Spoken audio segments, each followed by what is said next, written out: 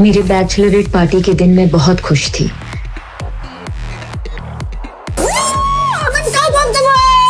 तो एक सेलिब्रेशन तो बनता है बेटा।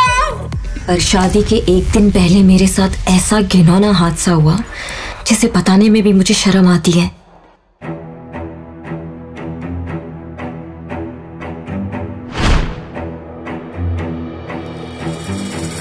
किसी ने मेरी ड्रिंक में नशीली दवाई डाल दी और बेहोश करके होटल रूम में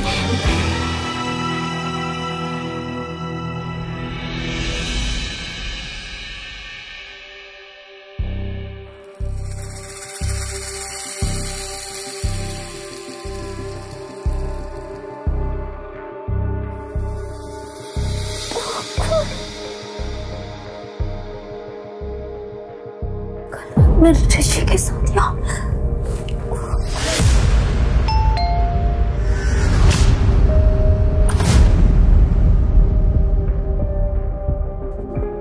ऋषि, तुम बाहर कब गए? रफिया, तुमने क्या हालत बना रखी है? अच्छा, तुम्हारी बैचलर पार्टी खत्म हो गई होगी।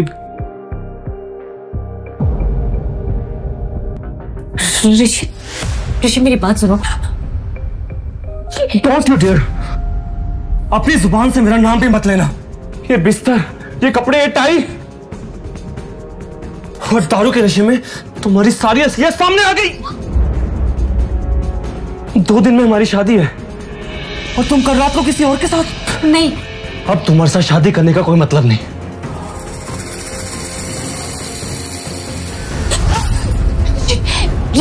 ऋषि मेरी बात सुनो। ऋषि प्लीज मेरी बात सुनो। ऋषि ने शादी तोड़ दी और चला गया। कैसा लगा शादी का तोहफा?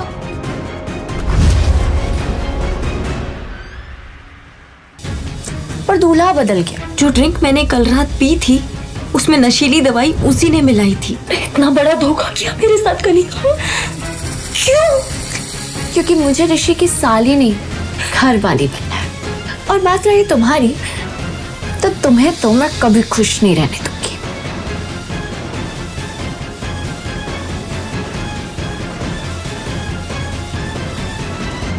शर्म, मुझे शर्म आती है तुझे अपनी बेटी कहते हुए। पापा, ये सब कुछ कनिका ने किया है। कनिका ने मुझे फंसाया। मैंने कुछ अभी के अभी निकल जाओ इस घर से।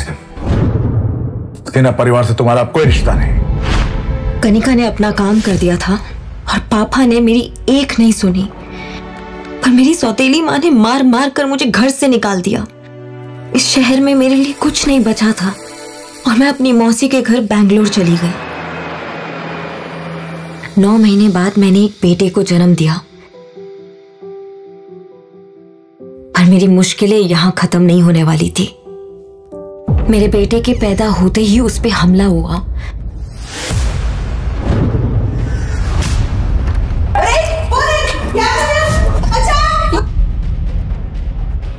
पर मौसी ने उसे बचा लिया। कौन था वो आदमी, आपको पता चला? वो आदमी कौन था ये तो नहीं पता, लेकिन वो ऐसे बड़बड़ा रहा था कि वो आपके बेटे का पिता है। इसका मतलब ये वही आदमी था जिसने उस दिन मेरे साथ होटल में। लेकिन कौन है वो?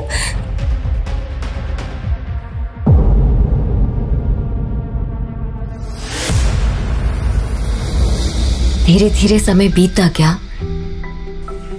और मेरा बेटा आरफ मेरी जान बन गया। मैंने उसे ही अपनी दुनिया मानकर फिर से एक नई शुरुआत की। मैं अपने अतीत को भुला चुकी थी और आरफ पर इसका साया भी पड़ने देना नहीं चाहती थी। मैंने एक एंटरटेनमेंट कंपनी में जॉब शुरू कर दी। तभी एक दिन मम्मा! मम्मा! मम्मा जल्दी आओ! आरफ! आरफ! पापा मिल गए। देखो हम दोनों के हाथों में सेम ही निशान है। आरफ तुम। मैंने उस आदमी का चेहरा देखा और मैं जैसे खोई गई। उसकी आंखों को देखकर ऐसा लग रहा था कि जैसे उसका और मेरा कोई पुराना रिश्ता था। मम्मा यही मेरे पापा है ना? पापा को घर लेके जा रहे हैं। आरफ ये क्या बोल रहे हो तुम? तुम्हारे पापा नहीं है क्या?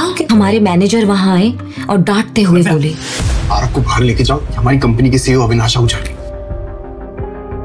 आरफ प्लीज, वो तुम्हारे पापा नहीं है। Hello Navya, come to my cabin right now. Yes sir, yes sir. God, Aaraf तुम मेरे केबिन में बैठो, मैं आती हूँ। वो तुम्हारा बेटा था? क्या तुमने बोला था उसको ये सब करने के लिए? नूर साहब, मुझे तो पता भी नहीं था कि आप आने वाले हैं, और सच बताऊं तो मैंने इससे पहले आपको कभी देखा भी नहीं है। देखो, मैं आरव को नाराज नहीं करना चाहता। क्या हम परसों डिनर पर चल सकते हैं?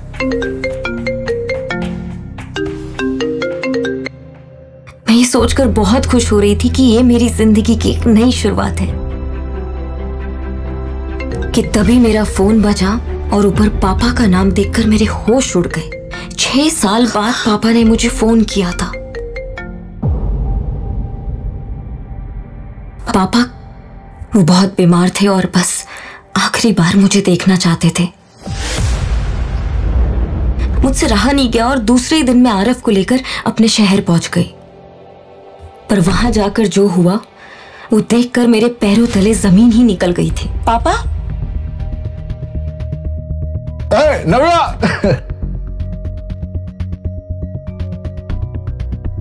आपने तो कहा था आपकी तबीयत खराब। अरे मैंने मजाक किया था। तुम्हारी सौतेली बहन कनिका की एंगेजमेंट है, इसलिए तुम्हें बुलाया। तो उसके साथ साथ तुम्हारे लिए भी एक तोहफा है? आओ आओ आओ, कौन? बैठो, हैव समथिंग। मैं 1 मिनट में आया। आज कनिका की एंगेजमेंट थी, पर जब मैंने उसके दूल्हे का चेहरा देखा तो मेरे होश ही उड़ गए। वो मेरे मंगेतर ऋषि से शादी कर रही थी। आखिरकार उसने ऋषि को फंसा लिया था। तभी कनिका ऋषि के साथ मेरे नजदीक आई और बोली, तुम्हें शर्म नहीं आई? हमारी एंगेजमेंट में अपने इस नाजायज बच्ची को लेकर आई हो? खबरदार कनिका, अगर मेरे आरफ के बारे में कुछ भी कहा तो वो नाजायज नहीं है। नाजायज नहीं तो किसी राजा महाराजा का खून है। मैंने तुमसे कहा था ना, मुझे उस रात का कुछ याद नहीं है। मुझे नहीं पता उस रात क्या हुआ था। मुझे किसी ने फंसाया था। तुम बोल तो ऐसे रही हो जैसे तुमसे ज्यादा पवित्र लड़की इस पूरी दुनिया में नहीं है। पता है ऋषि, मैंने सुना है कि बैंगलोर में अपना खुद का घर खरीदा है। अब सोचो कितने अमीर लड़के को फंसाया होगा इसने। नव्या, मैं तुम्हारी जिंदगी सुधारने की कोशिश कर रहा हूं और तुम्हारे तेवर के कभी नहीं होते। मैंने तुम्हारे रिश्ते की बात की है, तुमसे किसी को मिलवाना है। चलो आओ। मिस्टर अहलूवालिया,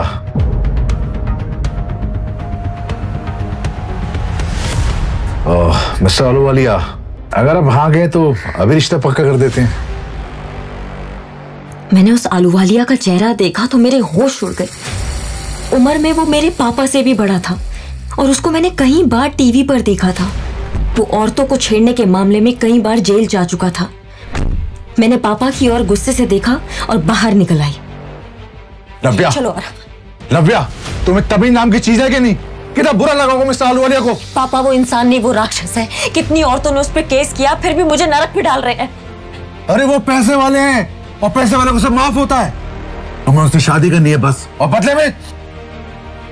पापा बोलते बोलते रुक गए, पर मुझे उन पर शक हुआ। बदले में क्या पापा? बदले में तुम्हें अपनी माँ की केमिकल फैक्ट्री ऋषि के नाम करनी होगी, तभी कनिका की उससे शादी हो पाएगी। गॉड, बिल्कुल भी नहीं। वो फैक्ट्री किसी के नाम नहीं होगी मेरे जीते जी, और मैं इस बुड्ढे अहलूवालिया से कभी शादी नहीं करूंगी।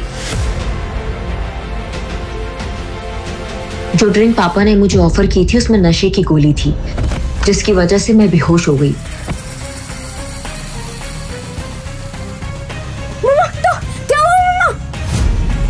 मेरी आंख खुली तो मैं अस्पताल में थी और आरफ मेरे साथ नहीं था। आरफ, आरफ,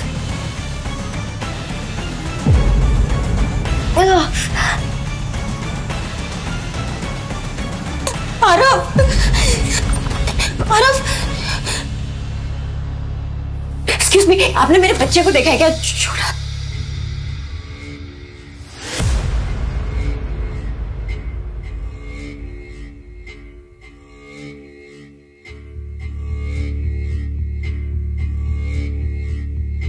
लेटर पढ़कर जैसे मेरी दुनिया ही खत्म हो गई।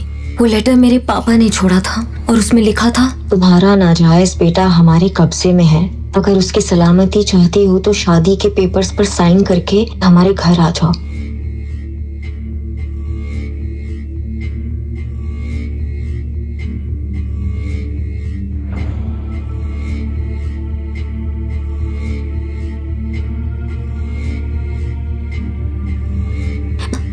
मैंने हिम्मत जुटाई, पर मैं इस शहर में किसी को नहीं जानती थी। तभी मुझे अविनाश आहूजा का ख्याल आया और मैंने उसको फोन किया। हेलो हेलो, मैं नव्या बोल रही हूँ। अविनाश जी, मुझे आपकी हेल्प की जरूरत है। मेरे बच्चे आरव, उसको किसने किडनैप कर लिया है। प्लीज मेरी हेल्प कीजिए, प्लीज प्लीज। नव्या तुम बिल्कुल चिंता मत करो, आरव को कुछ नहीं होगा। मैं अभी फ्लाइट लेकर रात तक वहां पहुंचता हूँ। हेलो। मेरी आखिरी उम्मीद अविनाश भी इस वक्त इस शहर में नहीं था, पर मुझे किसी भी हाल में मेरे बेटे आरव को बचाना था।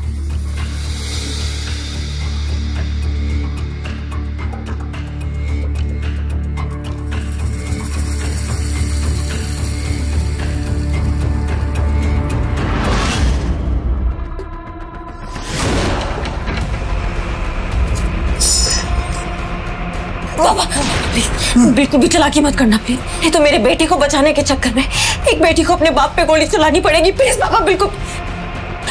जल्दी आओ बेटा, मामा के पास आओ, जल्दी जल्दी आओ, जल्दी आओ। और कितना तड़पाओगी नव्या? मैं तो तुम्हें महारानी बना कर रखना चाहता, मगर अगर तुम कैदी बनकर रहना चाहती हो तो कैदी बनाकर रख लेंगे।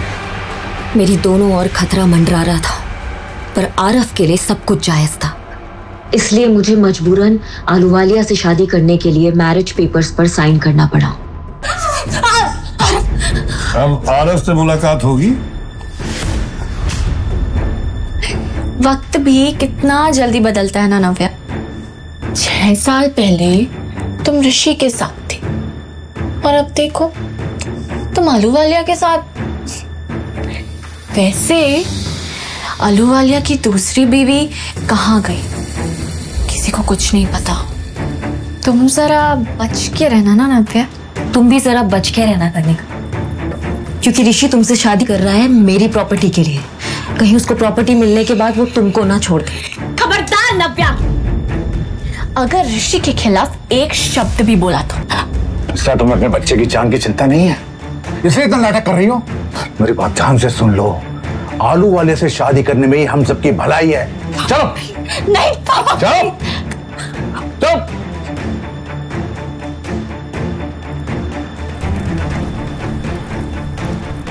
सब लोग मेरी बर्बादी का तमाशा देख रहे थे और कनिका ऋषि का हाथ पकड़े हंस रही थी। मेरे अंदर लड़ने की ताकत नहीं थी।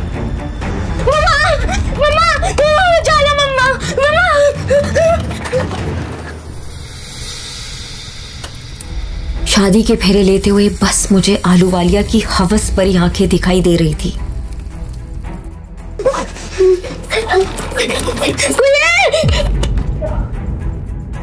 मैं रोते हुए शादी का आखिरी फेरा ले रही थी कि तभी मम्मा! आरव,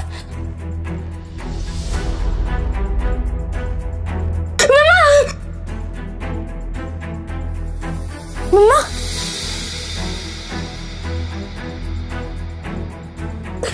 तू ठीक है ना? हाँ? मम्मा, अब आपको शादी करने की जरूरत नहीं है। मुझे ये शादी नहीं करनी। ये क्या नाटक है नव्या? तुम्हारे बेटे को तुम जिंदा देखना चाहती हो या नहीं? बहुत हो गया, अब मैं आपसे बिल्कुल नहीं डरने वाली पापा, और मेरे बेटे को कोई छू भी नहीं सकता। आरव, जल्दी आओ।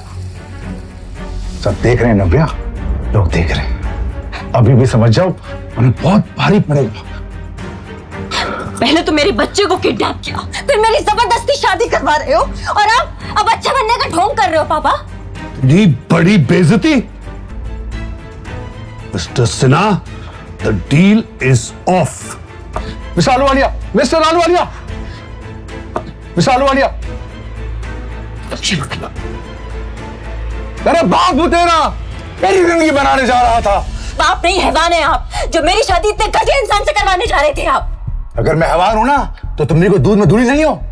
आप ठीक कह रहे हैं पापा, मुझे तो इससे अपनी सौतेली बहन कहते हुए भी शर्म आ रही है। आपने इतना अच्छा रिश्ता ढूंढा था और इसके तेवर तो देखो। तू और तेरा बच्चा मेरे हाथों से बचोगे नहीं। अगर किसी ने उस बच्चे को हाथ भी लगाया तो मुझसे बुरा कोई नहीं होगा।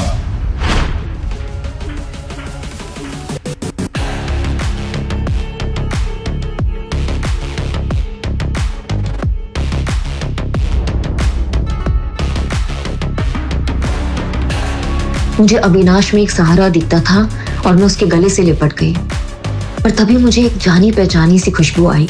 ये उसका स्पेशल परफ्यूम है, पर जैसे मुझे इस खुशबू के बारे में याद आया, मेरे पैरों तले से जमीन ही निकल गई। ये खुशबू बिल्कुल वैसी ही थी।